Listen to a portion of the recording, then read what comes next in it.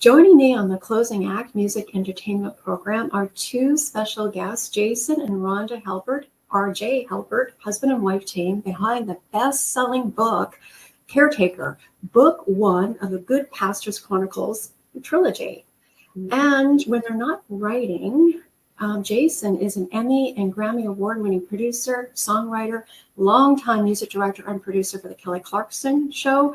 And Rhonda, 10 years as a successful music and TV manager, photographer, cook. And they're here today to talk about their best-selling book. And I'm so excited to have you here, and welcome. Thank you so much for having us. And that just sounds wild when you say all that. So we're not used to being authors, let alone having a successful book. So wow, yeah. So thank you for having us. Yeah. So did music, having a successful music background, did it help in writing the book? I don't know that it helped us in the actual writing of the book. We have had no previous experience writing, and we can go into how that came about. It did help us a bit in how to get it out into the marketplace. I mean, some of the same ideas of how you get music out to the world definitely translates into the book world. But it's been a huge learning process for us, and it's certainly our fortune and blessings in the music industry have given us a leg up to getting our story out to a wider audience. But the actual book writing process was so different than writing a song or producing music in a very exciting way, but completely different.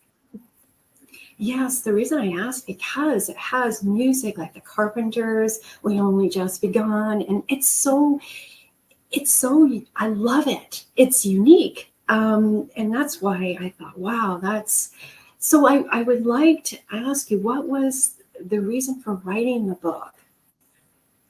Yeah, our family went through a very tough season of life for about 3 years, starting in 2020. Which we know that was the beginning of COVID, and everybody was affected by that. So we don't feel like our story is any special. Ours just started there and then kept going down, and we ended up having a lot of great loss in our family. And I mean, just to make the running list really quick, losing aunts and my mother and a nephew and several, like 10 plus people to COVID, another friend to cancer, and then Jason's mom. And it just kept going and kept going. And then the final thing that just really took us under was we lost our home to a flood. Getting out of that process of sitting in your pain and sitting in your depression, that's really hard to do when it's that deep and when it's that low. And so a friend of ours just recommended a brain treatment called Cereset. And we took our whole family and did it, and it actually works.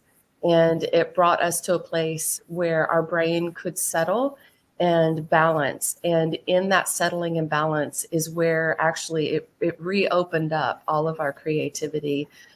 So I do give it a lot of credit for getting us to a place to where we could be somewhat normal again and not sitting in our depression. But I think too, like, we probably had this story sitting in us for a while, and this just gave us an opportunity to pour it out and to then give us an opportunity to focus on something outside of our pain. Yes. I mean, and Jason, did you want to add to that? I mean, Rhonda covered it. I just remember the movie Back to the Future, and you're looking at the Polaroid and people are disappearing out of the Polaroid. And one day we realized that all of the familiar things of life were just gone. And our world shrunk immensely. And we both went through some therapy individually and together. A lot of people encourage journaling, which is Rhonda's good at that. That's a difficult outlet for me.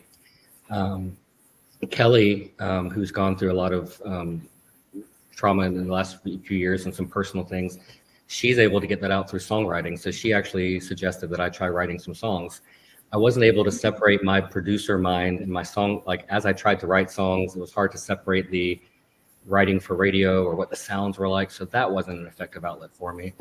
And after this brain treatment, this story started forming in my head. And I found that writing this story, creating some characters that we're familiar with and putting them into some similar situations, but letting that story unfold was so therapeutic for us. So rather than Rhonda and I talking every morning about our grief, we were sort of pouring this into this world. And it's actually a fun story. I think you've read the book.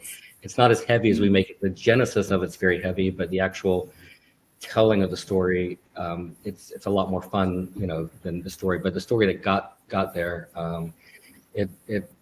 we say that it saved our lives. It was like a pressure valve of just releasing all this grief in a way that we could come together as a couple. Because a lot of times trauma can tear families apart. And Rhonda and I have been married 31 years, and this is an entirely new challenge. And rather than it pulling us apart, we actually joined together to tell this story.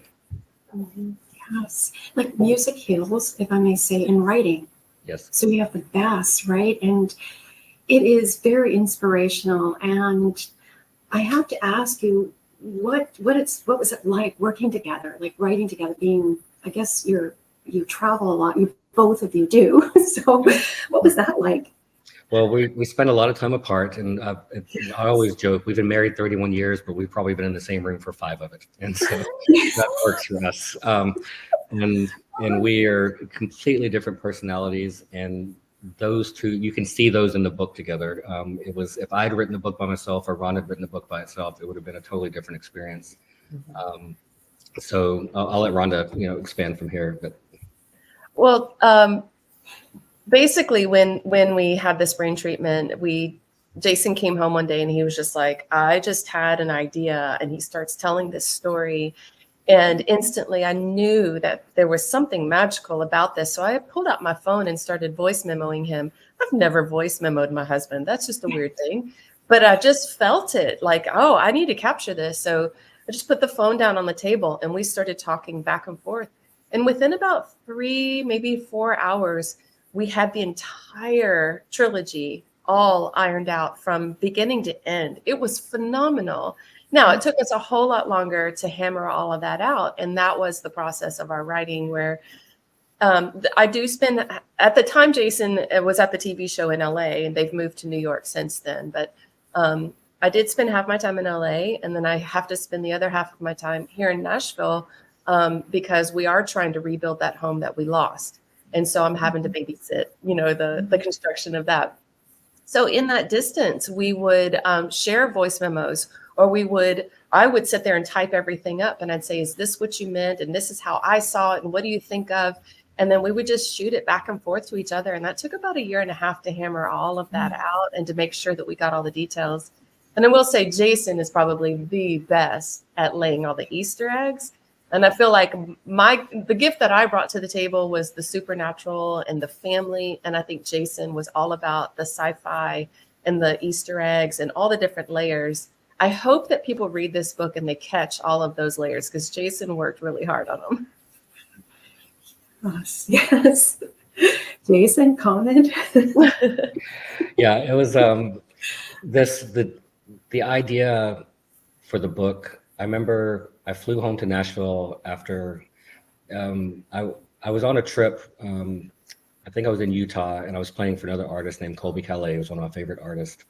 And this was right in the middle of just a ton of loss. And I took a day to myself, went hiking through the canyons. And it was just one of those moments where I went back home that night to the hotel, and I just felt like I'd had a moment to myself and I could breathe. And I woke up at 2 a.m. to text, and all these phone calls coming in, and my house was flooding. And it was just sort of that gut punch of really, like, you finally breathe.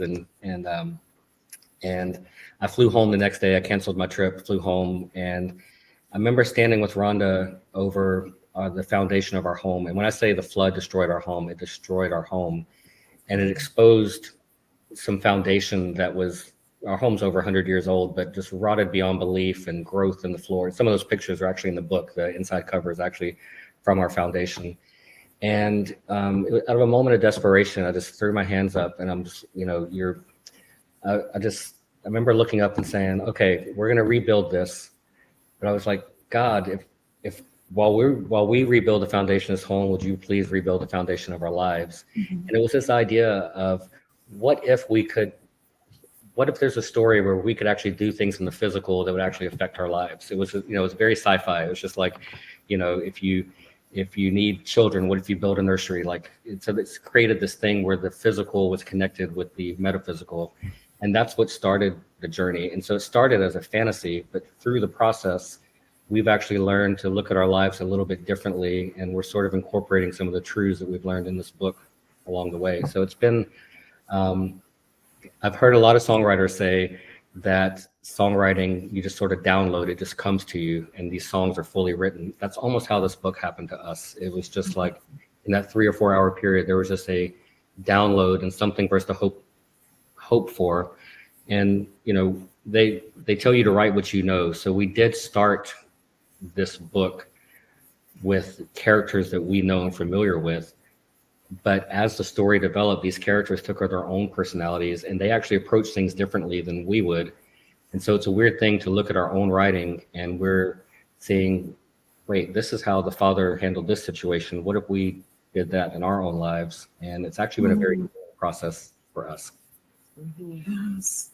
I mean, it's a page turner, as I said at the beginning. And so it offers the reader supernatural. It's a thriller, right? It's a mystery. It's therapeutic. It's sci-fi. It's everything that it's just a wonderful read. And it went by so fast. Like I'm reading it, and there's symbolism in there too, right? There's if I'm the bees, so and so you like bees, right, Jason? Yeah, we started beekeeping. We moved back to Nashville. Rhonda had severe allergies, and somebody recommended local honey. And Rhonda's allergic to bees, so I took on the task of being the beekeeper. And we lost all of our bees in that same flood too. It was sad. We lost about 20,000 bees, and I miss those girls because they were, or those boys, those little workers. Girls. It was very therapeutic for me. And so everything in the story, even the most fantastical things, are based in some form of truth. We just really stretched it. Like the scenes referencing with the bees. We were remodeling a house in California. We found a 50-pound honeycomb in the walls. Honey was oozing out of the walls, and we thought, ooh, that's creepy. We worked that into the book. All the symbolism is, we had more fun researching these things. Every name means something. You could go deep on the book.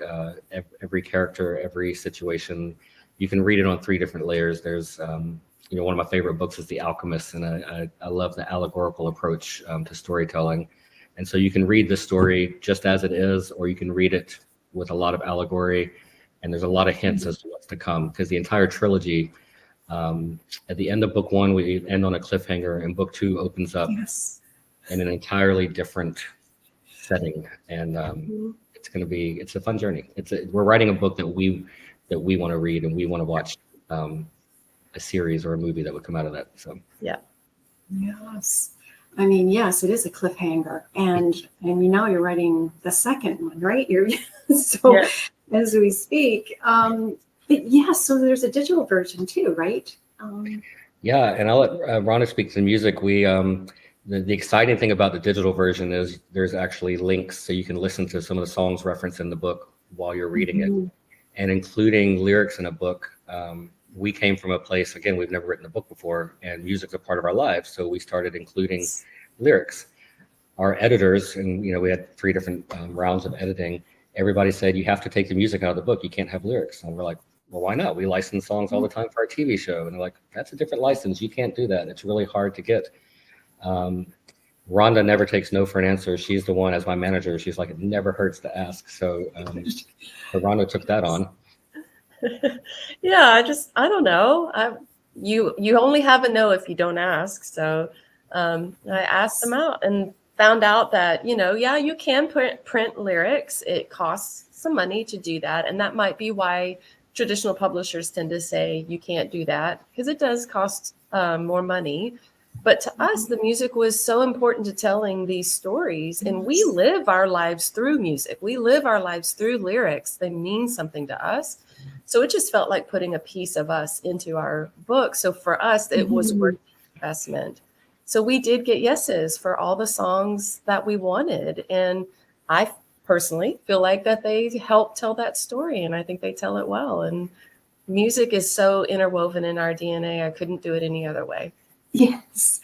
And that's why I asked you that question at the very beginning, because it's like you have Fix You by Coldplay and you had everyone come on board, right? And Kelly is involved as well, right? Yeah, she's going to be voicing one of the characters. We have a very ambitious audiobook, and I'm an avid reader, but I've actually never listened to an audiobook. So in doing research, I listened to a few audiobooks, and I just didn't enjoy a narrator just reading all the characters for me. So I told Rhonda, like, we have to voice this. So we went after, I put together a wish list of all of our favorite actors that we thought would be perfect for it. And they all said yes. And we're working on the audiobook now. We have music in it. It's being scored about incredible composer. We have incredible actors involved in it. And they've really brought this book to life. It's like listening to an old 40s radio play. So we're working hard on that. That's going to come out probably beginning of October because it's quite an undertaking. But yeah, we're so excited about that. Oh, that's just wonderful. And, I'm just so excited for the next, right? I mean, yeah, so there's a lot of research involved, right? And that you were talking about or saying, I should say. But what has the feedback been like?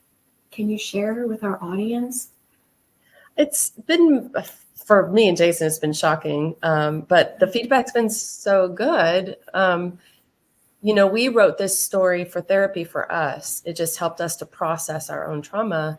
The beauty of that is the hope is we captured some of that process and have maybe created another tool for the rest of the world. And that's the feedback we've gotten back is people are reading it and they're seeing hope and they're seeing a different way of thinking and a different way of processing. And man, if that's all this book does is just give people hope, that's all I need. That's all I need, because that's what it did for me. And it saved me and it gave me hope and it pulled me up out of that dark pit.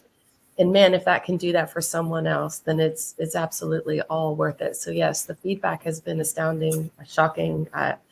It was what we hoped for, but now to hear it has just been really so good. Oh, and Jason, any comments? The feedback has been from several. Just as we wrote the book, we're getting feedback from some people who've just really been attached to the story. Some people love the family aspect of it. Some people are really attached to more of the mystery and the supernatural parts of it and really called them Easter eggs. We've had a lot of people reach out that have also suffered grief and have seen some of themselves in this. So that's just been very rewarding. And all of our insecurities as first-time authors, there was one author, Tosca Lee, and way early on, she gave us encouragement as writers and said, hey, this is good, this is worth doing. And that really gave us the courage to move forward. So it feels odd where, after 30 years of music, to tiptoe into somebody else's world. We're not trying to be experts. We're well aware of our limitations as writers, but the reception we've received from the writing community has been very encouraging, and it's made it a lot easier for us to continue with book 2 and 3. We have a little bit more confidence now moving forward and are excited about it. Yes, and I have to ask, I want to just add, why did you choose Boston? Boston was important. Ron and I, we grew up together in a small town in Texas, and we made a pact early on that we were going to leave the small town and go out into the world. And we were dating in high school, and Rhonda broke up with me our senior year, broke my heart. And during that brief time of senior year, I thought about giving up music, and I had a scholarship to Boston University, and spent some time there getting ready for that. And Boston's just a place that our whole family loves. We wrote from what we knew, but we wanted to place the family. We didn't want to be in Nashville, so we wanted another small town, a big city to a small town move. And we just love everything about New England, especially with my family are all British and still live in England and spread over Europe. So we just love the New England setting. And so Boston was very special to us. Mm-hmm. Yeah, and Rhonda, did you? Well, that nails it. We we love to travel, and we find our favorite places, and we always go back. my family is Irish, and Boston just has, the huge Irish influence in it. So that's why I connected to it. Jason connected to it because he thought he was going to go to college there until we finally got back together.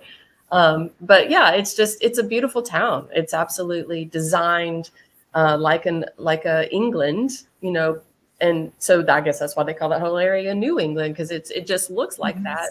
And it brings us back to feeling places of home, either in my Irish heritage or his British background as well. So it's just a beautiful town. If you haven't been there, everybody should go visit.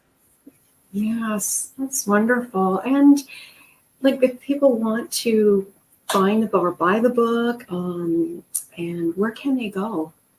You can, the best place to start is rjhalbert.com, and you can find links there to every place. It's been, after our appearance on the Kelly Show, we sold out of stock nationwide in the US and Canada. And so we've been quickly trying to get that restocked. So we are available on Amazon. Amazon's out of stock on our normal way, but we've found a workaround, and we have another store selling our books there. You can get direct sales from us. And then the ebook is also available on Amazon, but Barnes & Noble, all over the place. So pretty much anywhere you can get books, I think they're available. Some are on back order right now, but don't let that stop you from trying. Yeah. Stock has already been shipped, so we're just waiting for them to receive it and put it back on the shelves. So, Wow, it's just awesome. And is there anything else you'd like to add? Rhonda?